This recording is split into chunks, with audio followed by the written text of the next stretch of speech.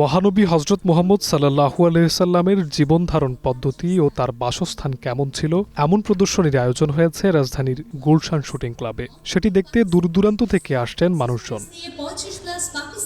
তবে ধর্মীয় ভাবগাম্ভীর্যের চেয়ে ধর্মকে ব্যবহার করে চলছে অভিনব ব্যবসা। প্যারাগন ক্যাটারিং নামে একটি প্রতিষ্ঠান সিরাত মিউজিয়ামকে মুনাফার হাতিয়ার বানিয়ে খোদ রাজধানীর গুলশান শুটিং ক্লাবে চালাচ্ছে এই প্রতারণা।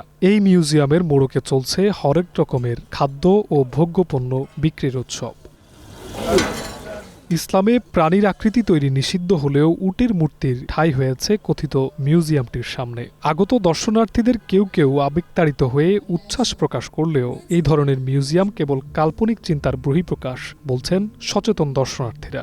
না, এক্স্যাক্টলি তো এরকম না, তবে তার কাছাকাছি নেওয়ার চেষ্টা করছে হয়তো, কারণ 1400 বছর আগে কেমন ছিল এনারা তো দেখে নাই। এখানে বাংলাদেশের মাটিতে এরকম আরবের অনুমতি, এটা তো অন্যরকম। আমার কাছে সব মিলাই ভালো লাগছে, মানে যেটুকু দেখছি ভালো লাগছে আমার কাছে।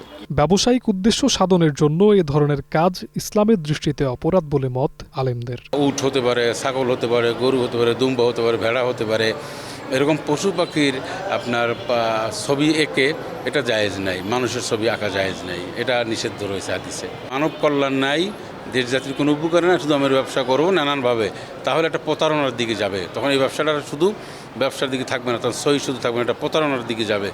ধর্মীয় প্রচারের নামে ব্যবসায়িক উদ্দেশ্য হাসিলের এমন উদ্যোগ বন্ধের দাবি জানিয়েছেন ধর্মপ্রাণ মুসলমানরা।